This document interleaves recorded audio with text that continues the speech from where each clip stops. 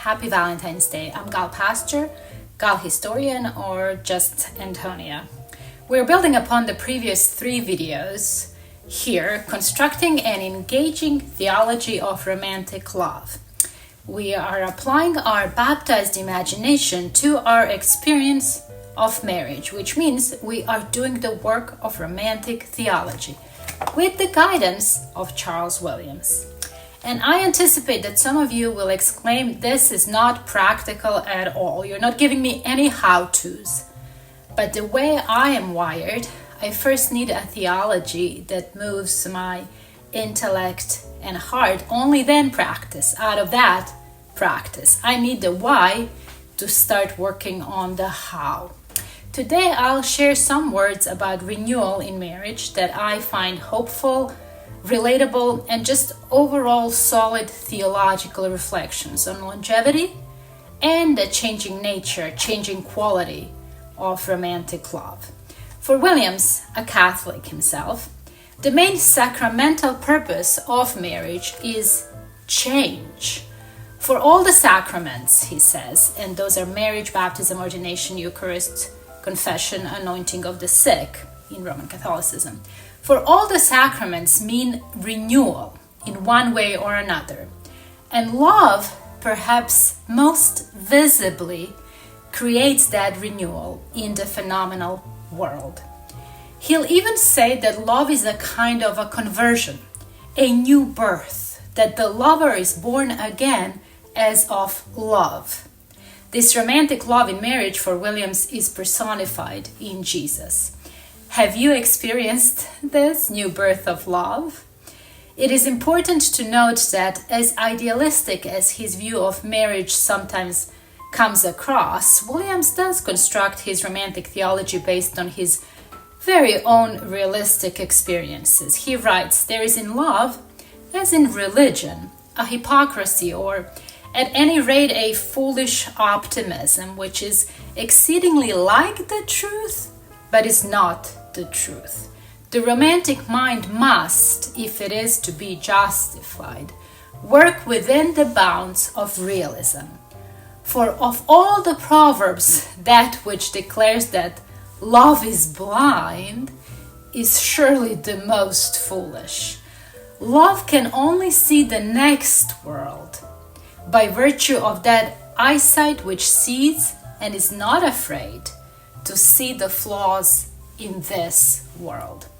In marriage, as everywhere else, the church is concerned with the regeneration of a person. This regeneration, which will probably take eons before it can be dimly foreseen, is not to be brought about by an evasion of the problem. It is the business of the lovers, as of the visible church, to attain perfection by being wholly united with their Lord, by growing, in Paul's phrase, into the stature of the fullness of Christ. Williams sees so much potential in marriage because of the presence of the divine love, which equals Christ in the midst of it. In the eyes of Christ, marriage is not, at any rate in its first stages, a final rest. The watchwords then for all lovers, in whatever state of marriage they may find themselves, is simply the old phrase upon which so much scorn has been cast: to be in love with love.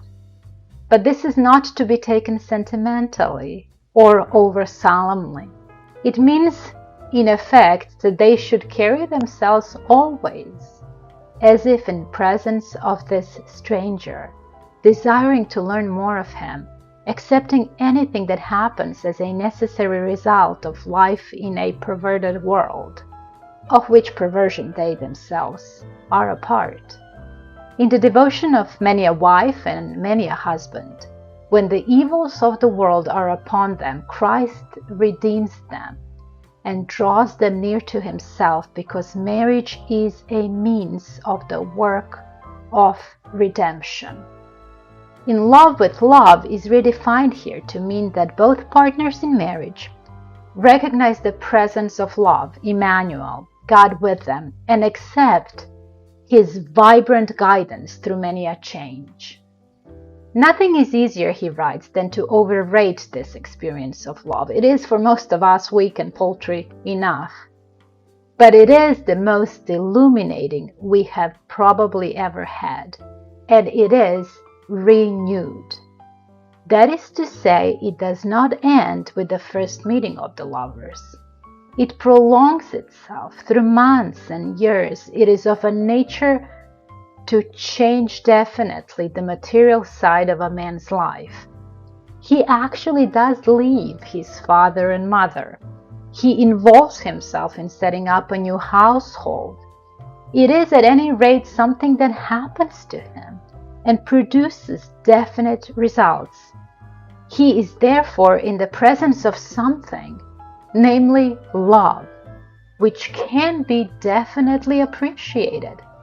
And it is much easier for him to believe that this love has a separate being and moves according to the laws of its own nature, than to believe that the apparent chaos, which he calls life, is capable of any such existence and expression. Love is shapely and shapes things. Life is apparently without form and void. In the one light, in the other darkness. I really like this imagery here of love juxtaposed with the chaos of life. So against the perversions and disorder of life, love, Jesus, emanates shape and order and moves the marriage through different stages of renewal, because that's the nature of love, as well as the purpose of marriage. I think that's very hopeful, the image of love winning by bringing renewal into the trenches of everyday, chaotic marital life.